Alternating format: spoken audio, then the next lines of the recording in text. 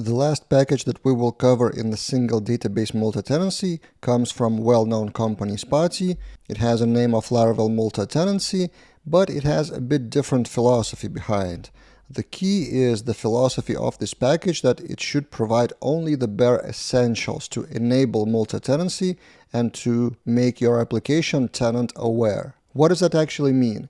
It means that the package will provide you with bare essentials for identifying the tenant and switching between the tenant, but it will leave your custom application logic to your custom application and will not provide more than it should. In other words, that package has fewer features than the ones that we covered previously, especially if we're talking for single database application. For multi-database, it has quite a lot to offer, and we will cover that in the future. But for now, let's try to install it in our single database and perform roughly the same tasks of creating tenant and protecting our data.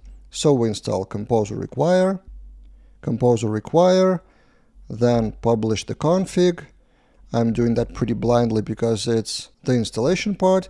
And then in configuration, there are a lot of configuration options, but for now, let's leave it all by default. And next step for this package is you need to choose single database or multiple databases. So the installation was successful. Now let's go to single database and let's see what that package offers. First, migrating the database. We publish the migrations. An interesting part is that migration is saved in the subfolder of landlord. So did you know that you can run migration with providing specifically the path where those migrations are? So we're doing exactly that. And in the database, we have our new table called tenants. Next step is not about database anymore. Let's go to determining the current tenant. And the package offers a system of classes of tenant finders. It may be domain tenant finder, it may be your own custom tenant finder, so how to determine the current tenant.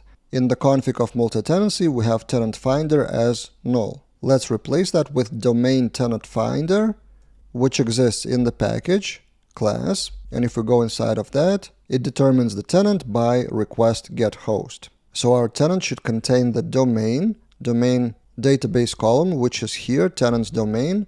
And let's create that tenant in our registration form like we did with other packages. And again, I decided to do that behind the scenes and not in live coding mode because it's really similar to a few times that we have done similar things in this course. So we need to create a tenant model, and the package provides the model of tenant, but I had to create a new one. This was a trial error process to create a tenant. So first, I wanted to use the tenant model from Spatie, from the vendor, but apparently the fields were not fillable, so those failed for me. So my way of changing that was to create a model with just simple make model tenant, then change that to extend not the eloquent model but models tenant from Spatie, and then provide the fillables here. And from the database perspective, all those fields are required, so even if I don't use multiple databases, I need to provide the database here. So I save the tenant. Again, many-to-many relationship between user and tenant, so we attach new tenant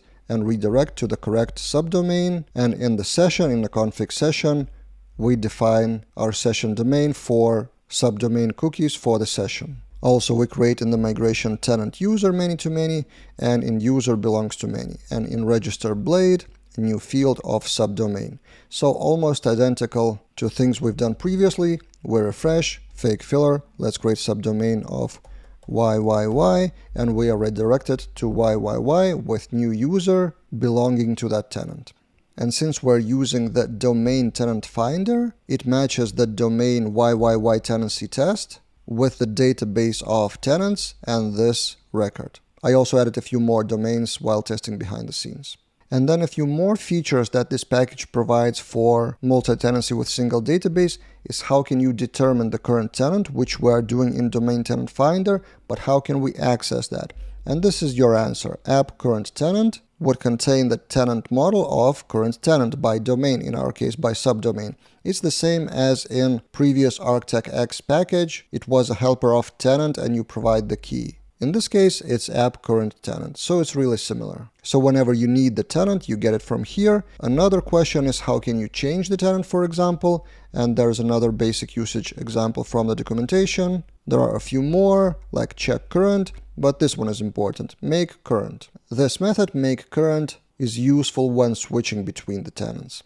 But from here, all the tasks about our application and making models multi-tenantable are on us. Package will not go beyond this line. So in this video, I wanted to do the same steps, but I actually better spend my energy on multi-database setup because things like protecting the models, switching the tenants, invitation system, it would be absolutely identical to the things we've done previously in this course. So for single database, this is the package of spatie multi-tenancy. It will help you to determine the tenant by domain or by other logic that you provide, but from there, you're on your own, creating your own application.